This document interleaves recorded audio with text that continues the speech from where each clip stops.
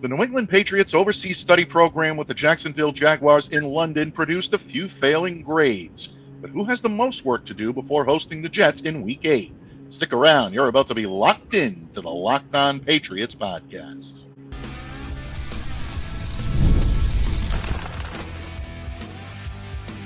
You are Locked On Patriots, your daily New England Patriots podcast. Part of the Locked On Podcast Network, your team every day. Hello to all of you Foxborough faithful, and thank you once again for making Locked On Patriots a daily part of your New England Patriots coverage. I'm your host, Mike Debate. I cover your New England Patriots for the Patriots country, so reach out to me. Find me on Twitter at MDABATENFL. Of course, you can follow Locked On Patriots main account on Twitter as well at LO_Patriots. And of course, Pats fans, today's episode focusing on grading your New England Patriots performance in Week 7, 32-16 loss to the Jacksonville Jaguars at Wembley Stadium in London in the United Kingdom. Certainly going to be an interesting grade report, and here today to grade it all out for you is not only our resident voice of reason, but also our midweek professor here on Locked On Patriots, my good friend, columnist extraordinaire at PatsFans.com, as well as being the co-host of another amazing Patriots podcast, Patriots 4th and 2, alongside the great Derek Havens. Welcome back to the Pod Paisan. Steve Balestrieri joins me today. And thank you for having me on this beautiful fall day. And it wasn't beautiful in London for the Patriots. I mean, everything that could have gone wrong seemingly did, except, as you know, as we all know, Drake Maye's performance. But, it wasn't a good trip for them. Yeah, you would have thought that the Silver Pants would have produced more silver linings on this trip, Steve, than just Drake Maye's performance. But you know what? Patriots fans, we'll take it right now. Drake looked very good, and we're going to find out Steve's evaluation of Drake's performance, and even including the rest of the offense and, of course, that defense, folks. Yeah, not going to be pretty, but you are not going to want to miss a single second of what our professor has to say here today. And, of course, don't forget that today's episode is brought to you by FanDuel. Place your first $5 bet, and you'll get started with $200 in bonus bets guaranteed. Visit FanDuel.com to get started. And, Steve, obviously Pats fans were not happy with the performance on the field in all three phases. The Patriots were dominated by another 1-5 football team that has their own struggles. But before we get into the negatives, Steve, let's take a look at the positives. And I know Drake Maye's start to this game had all Patriots fans believing that maybe they can actually turn the corner and be a competitive football team. We'll get into how it fell all apart in just a moment, but based on what you saw from Drake right off the bat, what impressed you the most about this kid, especially when you're dealing with him performing in front of an international audience in London at Wembley?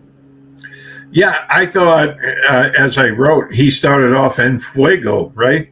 I mean, that opening drive was, everything that you wanted to see happen with him at quarterback was all encapsulated in that opening drive. I thought he was fantastic.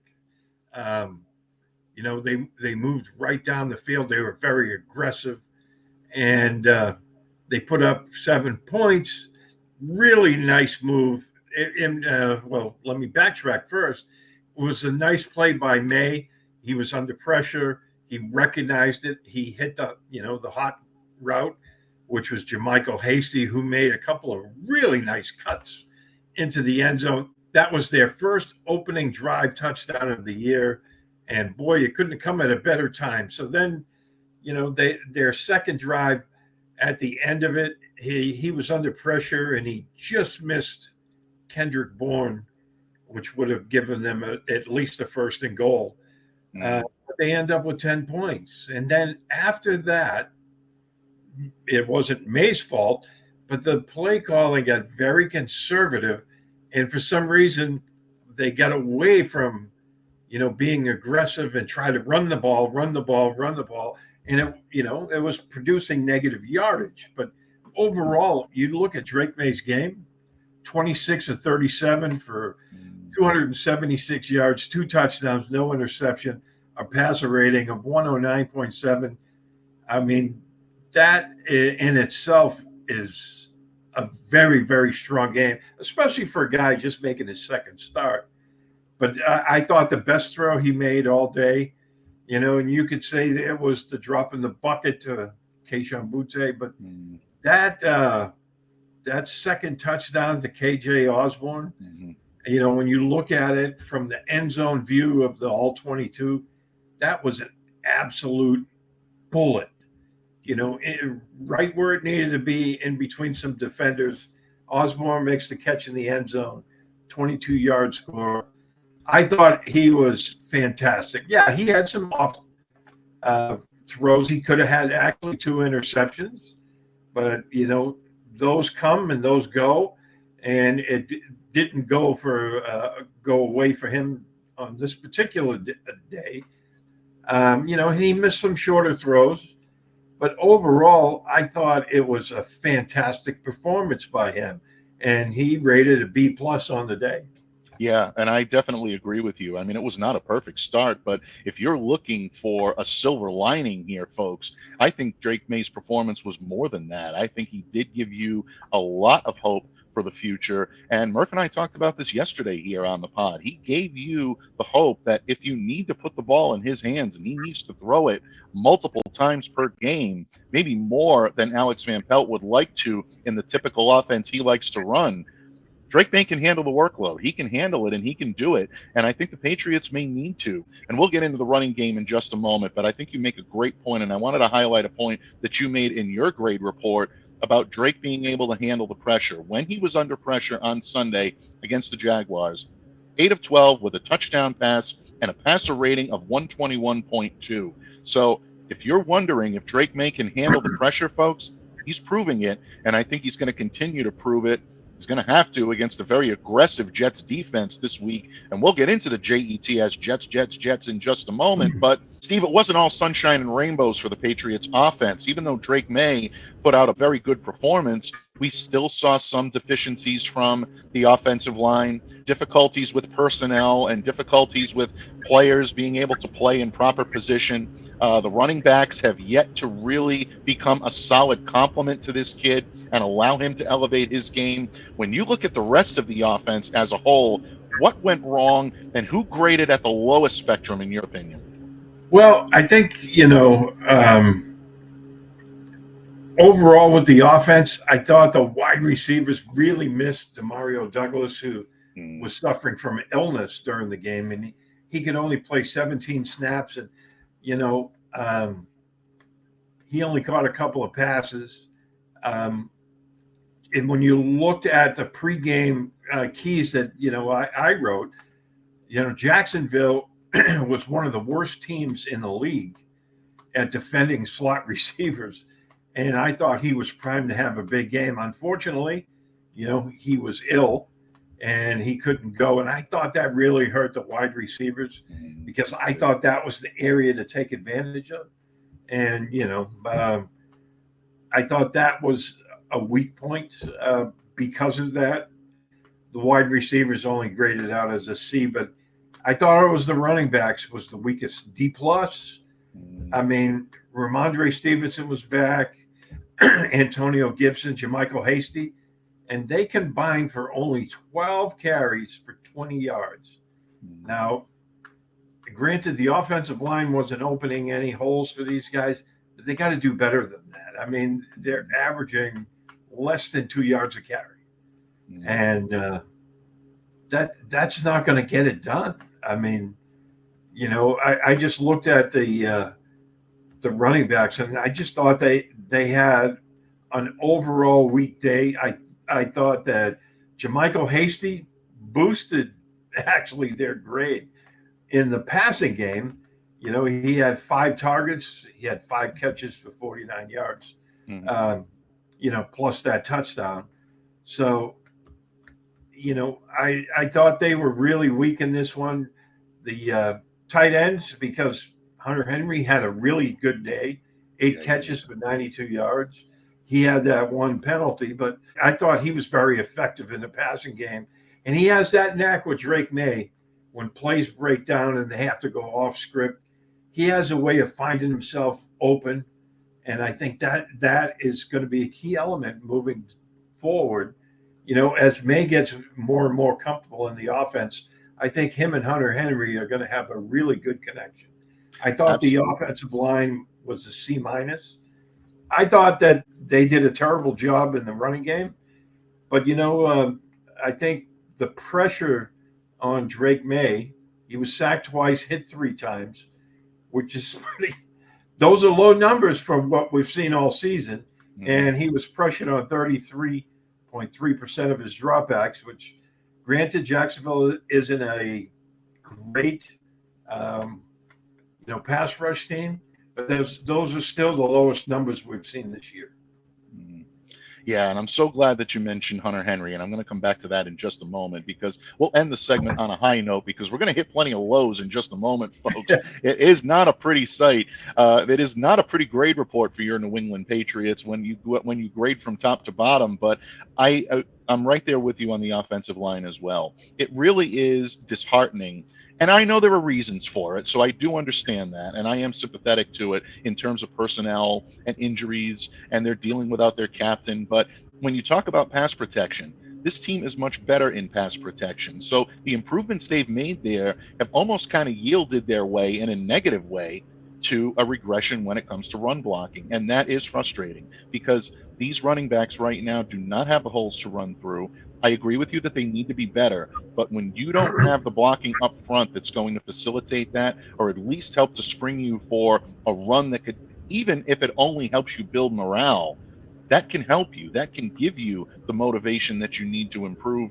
Not seeing that out of the running game right now. So obviously the New England Patriots have their work to do in the trenches because they were absolutely dominated by the Jacksonville Jaguars on Sunday. The receivers clearly missing Pop Douglas in the lineup. I think you'll see Drake Maye target him, and I think that offense will come alive a little bit. But I'm so glad that you mentioned Hunter Henry because yet another game, as you said, 92 yards on 9 targets, his longest reception of 32, but you're seeing him always come back to the play when Drake Maye needs a little bit of help. We've talked several times, Steve, about a rookie quarterback needing a security blanket or needing a reliable target, someone he can always go to when he gets in trouble. Hunter Henry has taken on that mantra as a true captain would. And coming back to the play when he needs to is really, I think, a great example of Hunter doing that. Watched him do it from the time that he was a young player with the Chargers and then coming here to New England and watching him continue to do it. Definitely something, folks, that you can be excited about. These two are developing a nice chemistry, and I, for one, can't wait to see what the weeks that have yet to unfold really hold for these two players. So, Steve, it was a mixed reaction, I guess, at best. I'm trying to be optimistic here when it comes to the offense, but when it comes to the defense, your grades were not as forgiving, folks, including the dreaded failure. Yeah, who graded at near a 0.0?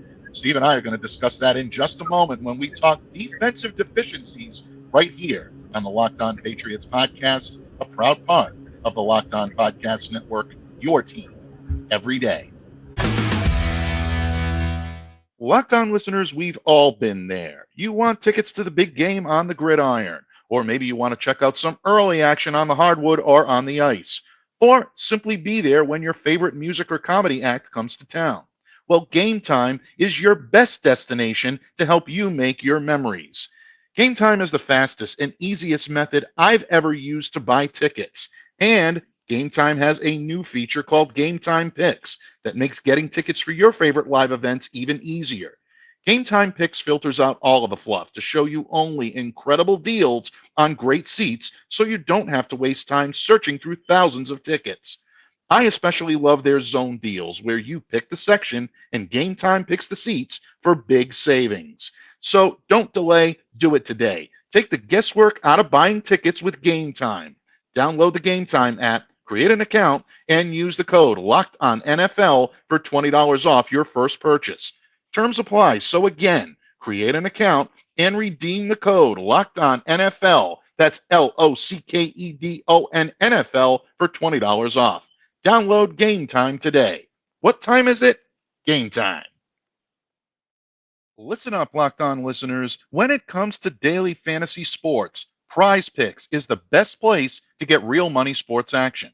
With over 10 million members and billions of dollars in awarded winnings, Prize Picks has made daily fantasy sports accessible to all. You just pick more or less on at least 2 players for a shot to win up to 100 times your cash.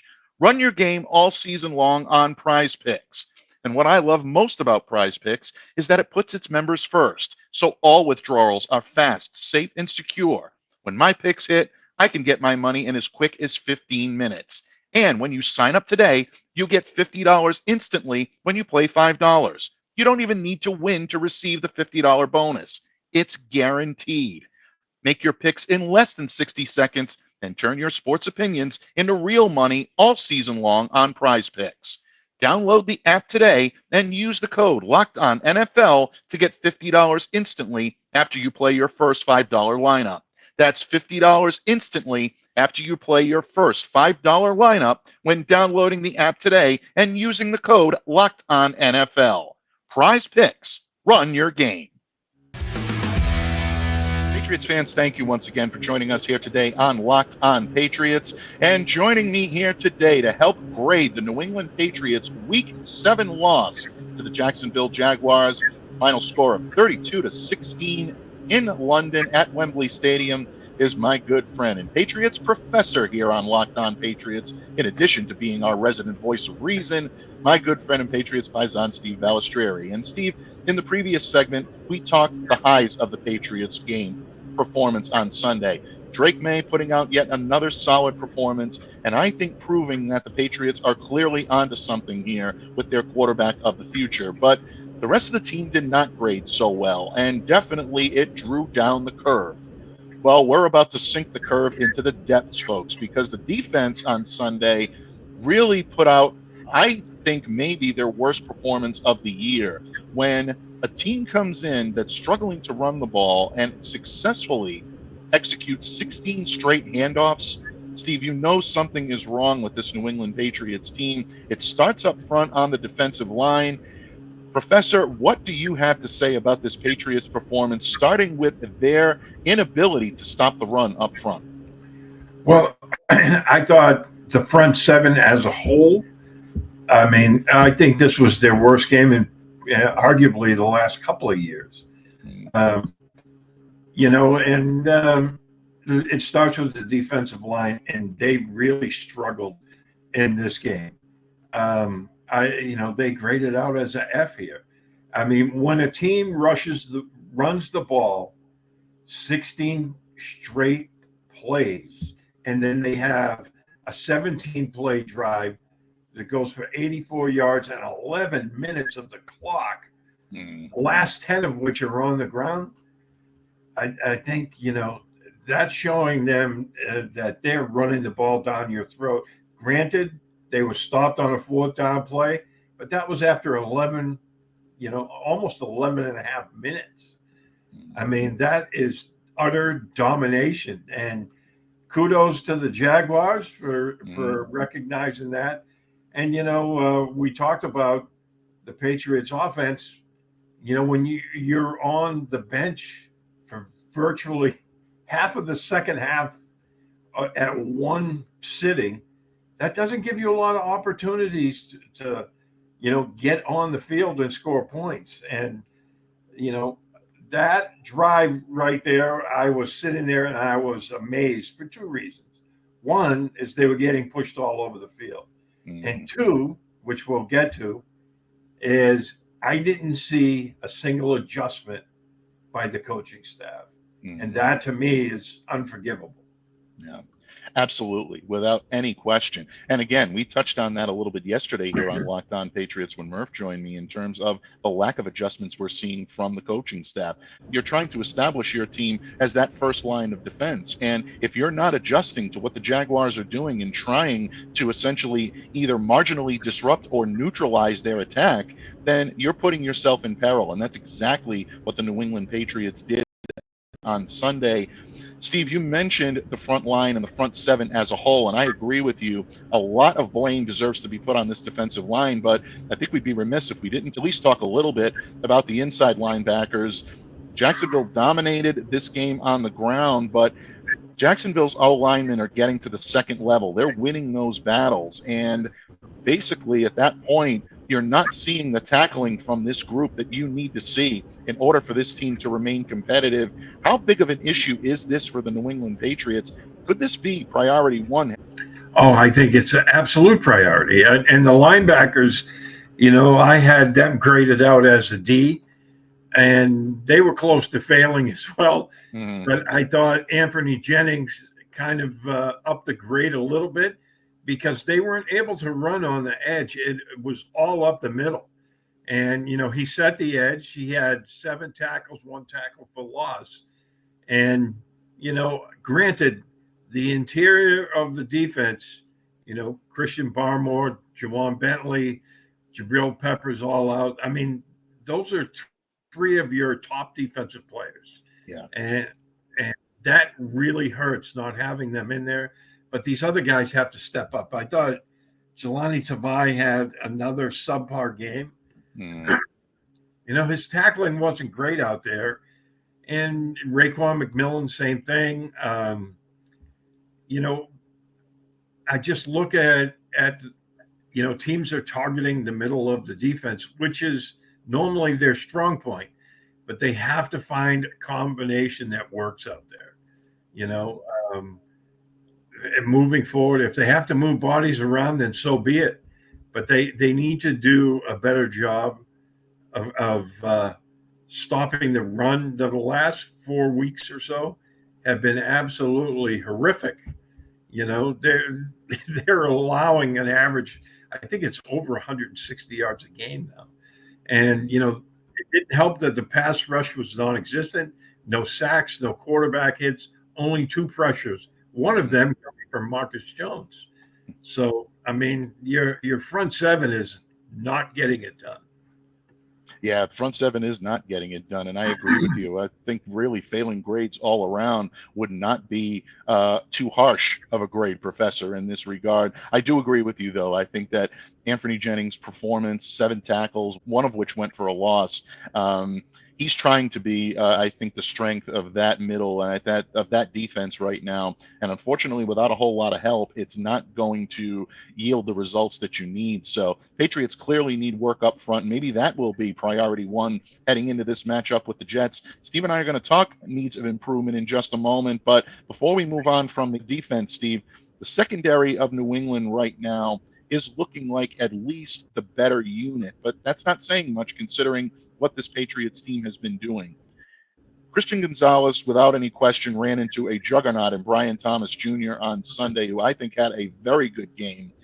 This kid is the real deal, and he's making plays at a very high level. But again, when you have a lot of time like Trevor Lawrence had on Sunday, it's going to give you the opportunity to complete plays. When you look at this defense, knowing full well the personnel issues that they've had to go through, how would you grade the secondary's performance on Sunday? Yeah, the secondary I graded as a C-. I thought, Trevor Lawrence had virtually all day to throw. I mean, they had no pressure on him. He was able to take his time and wait for guys to get open. And, what I've noticed is teams are catching the Patriots when they're in their base defense. And, that play to Thomas, that 58-yard bomb, was one of those. And, Christian Gonzalez tried to, react to that play. And he did get his hand on the ball, and he almost knocked it out. But, it's tough for a secondary, when the opposing quarterback has all day to throw. I mean, other than Thomas, I thought they did a fairly good job on everyone else. It was just the time factor. Evan Ingram, 5 catches, 35 yards. Christian Kirk only had 1 catch, but that was a big 24-yarder. And Gabe Davis, who's been a Patriot killer in the past, he only had 1 catch for 13. So overall, it looked worse than it really was, just because I think Thomas had too much time to throw. And when you look at someone like a Trevor Lawrence and you give him extra time, he will pick your secondary apart. I know he's had his struggles and he's been up and down this season, really, I think up and down since coming back from the high ankle sprain, but he's still a very talented quarterback. And there's a lot of talent on that receiver crew. If he can start hitting his targets, it's a long day for an opponent. And that's exactly what happened to the Patriots in London on Sunday. Without question, folks, the New England Patriots did not grade well in their Week 7 matchup, but they now must turn the page and look ahead to Week 8, hosting the New York Jets. The New England Patriots have a lot of areas to improve, but what are the areas that are highlighted in Steve's grade report this week?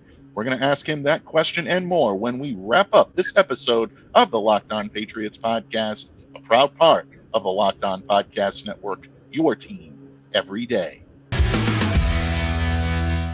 Hey, NFL fans, you can start the season with a big return on FanDuel, America's #1 sports book. So when you get a hunch in the middle of the game, you can check out the latest stats, view live play-by-play, and so much more on the same page where you place your bets. You'll get started with $200 in bonus bets, guaranteed, when you place your first $5 bet. So if you're feeling pretty good about the chances of your favorite New England sports team, you can test your intuition and make the most of it with FanDuel.com. That's FanDuel.com. Patriots fans, thank you once again for joining us here today on Locked On Patriots. And as always, a special tip of the cap to all of you everydayers out there, all of you who make Locked On Patriots your first listen each and every day. If you continue to do so, we encourage you to make your second listen our good friends over at Locked On NFL. All the major storylines broken down and analyzed by our amazing team of analysts right here on the Locked On Podcast Network. Of course, Locked On NFL, just like Locked On Patriots, is free and available on all platforms, so make sure to download, subscribe, and follow. And here today on Locked On Patriots, we are submitting our grade report for the Patriots' Week 7 performance against the Jacksonville Jaguars. As you can imagine, Steve has played the role of Dean Wormer. It has not been pretty, folks. The defensive line, the linebackers grading out at a 0.0. The running backs acting as President Hoover, 4 C's and an F, a fine example they set. It really is not very good. Steve, there are obviously a lot of areas of improvement. The Patriots right now are on double secret probation, and not even the word of Dean Wormer himself may be able to save them, but they have to start making that climb back to respectability. If you are the Patriots professor right now, and you need to hand out those needs improvement slips, who's getting the first one and why? To quote Dean Wormer, coaching staff, 0.0. I think that's where it starts. And look, Jerod Mayo, he's the head coach. This team continues to play sloppy, undisciplined football. And too many penalties, poor tackling. That's on coaching. And he's not making in-game adjustments. And we already talked about that. I mean, when the Jacksonville Jaguars are running the ball 16 straight times down your throat, they never made an adjustment, and that's on him. The other thing that I really have a point with him is if you call your team soft in the locker room, that's okay, right? Because you're telling them we need to do a lot better. But doing that in front of the media, I cringed when I heard that. And, that wasn't a good thing to do. No, it's not. No, it was absolutely horrible. And he made it worse by trying to walk it back on Monday, because I just think it came off sounding even worse. But, him, DeMarcus Covington, where's the adjustments? I mean, I'm not seeing that. AVP, your team goes down and scores twice. The first 2 times they have the ball because you're being aggressive. Why take your foot off the gas? Exactly. Some of the play calling, I don't know if it's just execution that makes it look so bad, but some of the play calling is just at times looking horrible. I thought, that opening script they had was fantastic. But, he took his foot off the gas, and it really, really cost him. And special teams on Sunday, I mean, that was probably more of an outlier, but that punt return really changed the game. At that point, it's a one-score game, and you're still in it. And that changed the whole complexion, I thought. It did. It absolutely did. You're up 10-0 at that point, and you have the opportunity to really apply pressure to this Jacksonville team. You start coming out conservative and running the ball, and it's not working. You don't gain a yard. You end up losing a yard on that drive. The ensuing drive, you gain 1. And then the following drive, you lose 4 yards. So at that point, you need to understand that this is not working. To me, when you're not playing to your strengths, according to how the game is playing out, it speaks to what you've been saying all afternoon, Steve. You have to be able to do a better job when it comes to making in-game adjustments. And we're not seeing that from the Patriots coaching staff. I agree. There's sloppy play, undisciplined play, too many mistakes, too many penalties, and the Patriots are just not equipped to overcome all of this and remain competitive. As for the soft comment, I do agree. I don't think that necessarily a lot of our colleagues are giving that its just due in terms of the impact that word can have in a locker room. When you're insinuating that your team is playing without heart and you go out publicly and call them out for it, yeah, it's a problem. And it could end up being a problem for Jerod Mayo if he's trying to keep this locker room intact and hold their respect.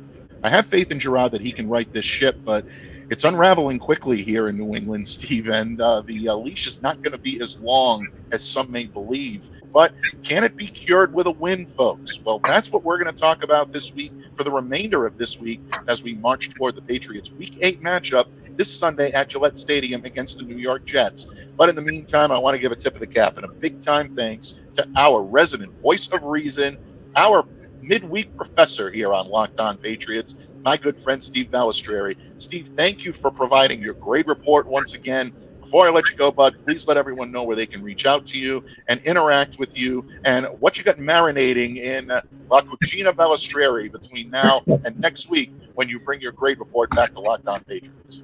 Well, you can follow me on Twitter at SteveB7FFG, Facebook and other social media sites at Steve Balestrieri. I do write for PatsFans.com, and this week we'll be looking at the Jets, right? The Jets dominated the Patriots the last time they played, but they're going through their own struggles again. So we'll see what happens. They've lost 2 games since they fired their head coach. So this week we'll be delving into the Jets and looking for a way that the Patriots can turn this thing around. And it starts with stopping the run in Breece Hall this week. Absolutely. And Steve, once again, thank you for your contributions to the show today. And thank all of you out there, all of you everydayers, all of you casual listeners, and all of you first-timers choosing Locked On Patriots for the first time. We thank you for your support. We hope you keep coming back. And, of course, don't forget, John Butchko, host of Locked On Jets, will be joining me right here on these airwaves on Thursday as we cross the streams and break down this matchup from a Pats perspective and a Jets perspective. Stay tuned, folks. You will not want to miss that. But in the meantime, on behalf of Steve Balestrieri, I'm Mike DeBate, reminding all of you to stay safe, to stay well, to be the change you wish to see in the world. Have a great day, everyone, and we'll see you back here again tomorrow on Locked On Patriots.